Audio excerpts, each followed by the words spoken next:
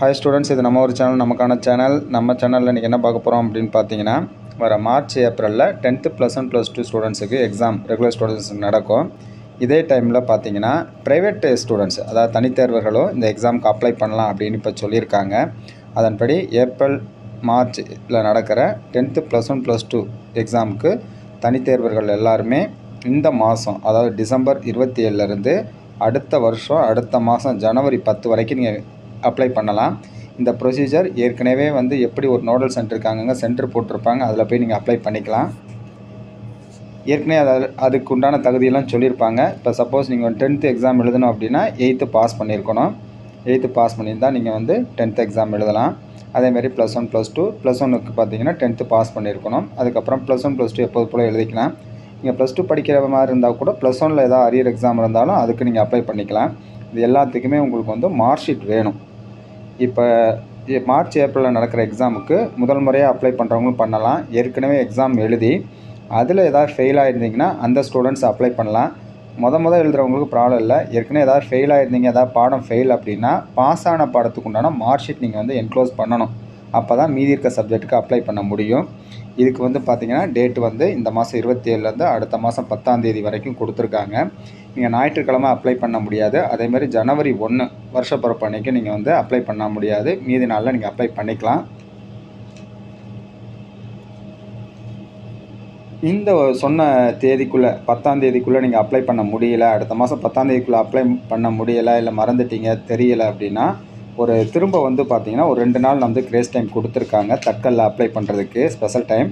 அந்த தட்கலில் 11 மற்றும் 12, அதாவது வியாழன் மற்றும் வெள்ளிக்கிழமை அடுத்த வருஷத்தில் அடுத்த மாதத்தில், அதாவது இந்த 10ஆம் தேதிக்கு முன்னாடி நீங்கள் 10ஆம் தேதி வரைக்கும் நீங்கள் பண்ணாமல் விட்டு போனவங்களுக்கு மட்டும் 11, 12 அப்ளை பண்ணலாம்.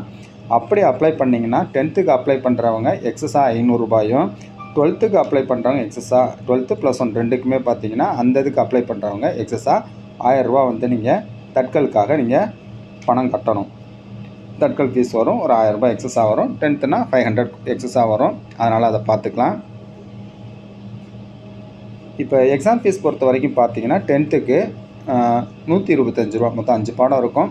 அதனால் 125 ரூபா பார்த்தீங்கன்னா உங்களுக்கு எக்ஸாம் ஃபீஸ். அதுக்கப்புறம் ப்ராசஸிங் ஃபீஸ், அதாவது ரெஜிஸ்ட்ரேஷன் ஃபீஸ் பார்த்தீங்கன்னா 70 ரூபா சேர்த்து 10th ஸ்டூடெண்ட்ஸ் அப்ளை பண்ணிங்கன்னா 225 ரூபா கட்டணும். அதாவது குறிப்பிட்ட டைமுக்குள்ளே நீங்கள் அது 10ஆம் தேதிக்குள்ளே நீங்கள் பண்ணிட்டீங்க அப்படின்னா உங்களுக்கு இந்த அமௌண்ட் போதும். சப்போஸ் 10ஆம் தேதியை தாண்டி நீங்கள் அப்ளை பண்ணுற மாதிரி இருந்தால் எக்ஸஸாக இந்த அமௌண்ட்டோட எக்ஸாம் ஃபீஸோடு சேர்த்து 500 கூட கட்டுற மாதிரி இருக்கும்.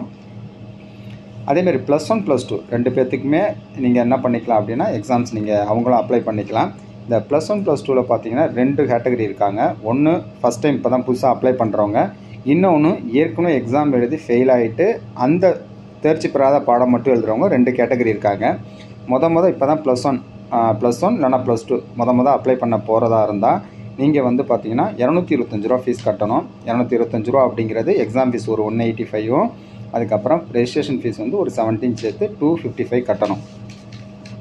அதே நீங்கள் ஏற்கனவே எக்ஸாம் எழுதியிருக்கீங்க, 6 பாடத்தில் 4 பாடம் பாஸு 2 பாடம் ஃபெயில் அப்படின்னா நீங்கள் ஃபெயிலான பாடத்துக்கு மட்டும் தனித்தனியாக நீங்கள் ஃபீஸ் கட்டிக்கலாம். தனித்தனியாக மீன்ஸ் என்னென்னா, இப்போ 2 பாடம், ஒரு பாடத்துக்கு 50 ரூபா. இப்போ 2 பாடம் ஃபெயில் அப்படின்னா நீங்கள் 2 பாடத்துக்கு 50 + 50 100 ரூபா. அது இல்லாமல் ஒரு 35 135. அதுக்கப்புறம் எக்ஸாம் ஃபீஸ் பார்த்தீங்கன்னா ஒரு 70 ரூபா, அதாவது ரெஜிஸ்ட்ரேஷன் ஃபீஸ்.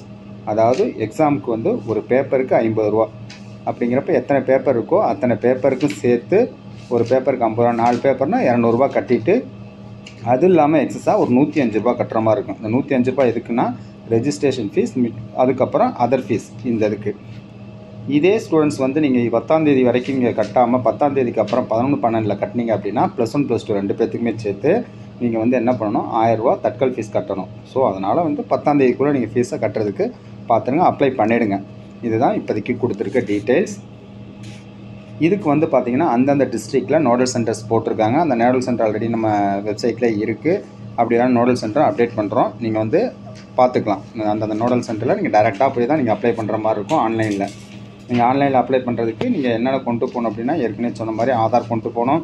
ஏற்கனவே பாஸ் பண்ணியிருந்தீங்கன்னா அந்த சர்டிஃபிகேட் கொண்டு போகணும். இப்போ ஃபஸ்ட் டைம் அப்ளை பண்ண போகிறீங்க அப்படின்னா டிசி, ஏஜ் ப்ரூஃப் டிசி கேட்பாங்க. அதெல்லாம் நீங்கள் கொண்டுட்டு டேரெக்டாக போய் நீங்கள் அப்ளை பண்ணிக்கலாம்.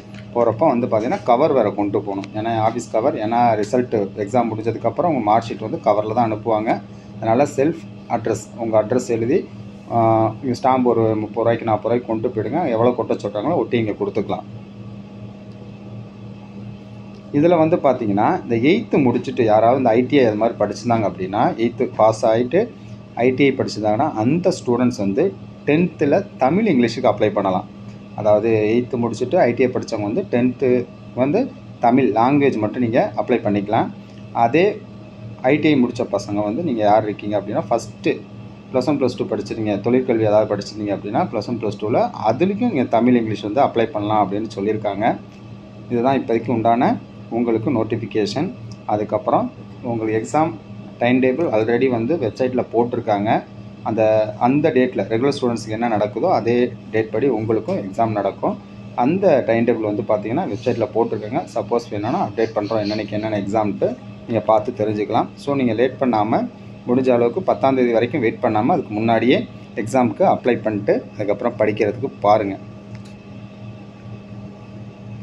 தேங்க்யூ ஃபார் வாட்சிங். இது ஏதாவது வேறு அப்டேட்ஸ் இருந்துச்சுன்னா நாங்கள் அப்டேட் பண்ணுறோம். தேங்க்யூ.